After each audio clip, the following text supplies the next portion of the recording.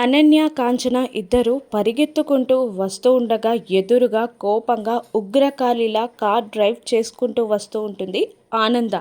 అనన్య, కాంచన ఇద్దరు ఆనంద కార్ కింద పడతారు. ఇక ఆనంద ఉగ్ర రూపం దాల్చి కార్ దిగుతూ ఉండగా భయంతో వణుకుతూ ఉంటారు అనన్య, కాంచన. అక్కడే ఉన్న కర్ర తీసుకొని అనన్య మీదికి వస్తూ ఉంటుంది. ఆనంద, ప్లీజ్ నన్నేం చేయొద్దు, వదిలిపెట్టండి అని అనన్య వేడుకుంటూ ఉంటుంది ఆనందని. ఇంత పాపానికి ఒడిగట్టి ఇంత దుర్మార్గం చేసిన నిన్ను ఎలా వదిలేయమంటావు, ఎందుకు వదిలేయమంటావు, ఎలా వదిలేస్తాను అని అంటూ కర్రతో అనన్య, కాంచనాలని చితక బాధేస్తూ ఉంటుంది ఆనందభైరవి. మరోవైపు ప్రీతిని కోర్టులో ప్రవేశపెట్టే టైం రానే వచ్చేస్తుంది. ఇక లోపలికి వచ్చి నెక్స్ట్ కేస్ శ్రీమతి ప్రీతి గారిది అని అనగానే అక్కడున్న ఎస్ఐ, ప్రీతి గారు లోపలికి పదండి అని అంటూ ఉండగా ప్రీతి వాళ్ళమ్మ ఏడుస్తూ ఉంటుంది.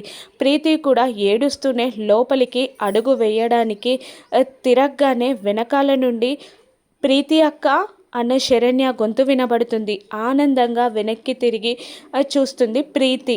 దర్శన్ ప్రీతి వెనకాల రోహిత్ నిలబడి ఉండడం చూసిన ప్రీతి ఆనందంతో కన్నీళ్లు కారుస్తుంది.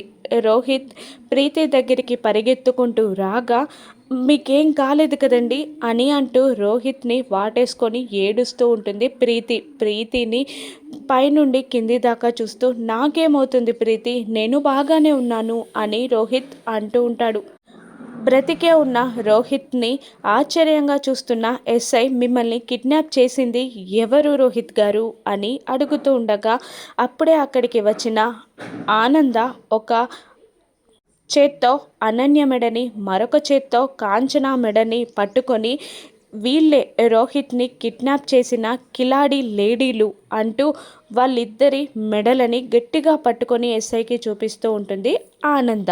వీళ్ళని అరెస్ట్ చేయండి అంటూ కోర్టు మెట్లపైకి తోసేస్తుంది ఆనంద అనన్య, కాంచనాలని. కోపంగా చూస్తూ ఉంటుంది అనన్య, కాంచన. అనన్యకి జైలు శిక్ష పడుతుందా, వీళ్ళ జీవితాల్లో నుంచి అనన్య వెళ్ళిపోయినట్టేనా? రాను ఎపిసోడ్స్లో చూద్దాం. Thank you for watching.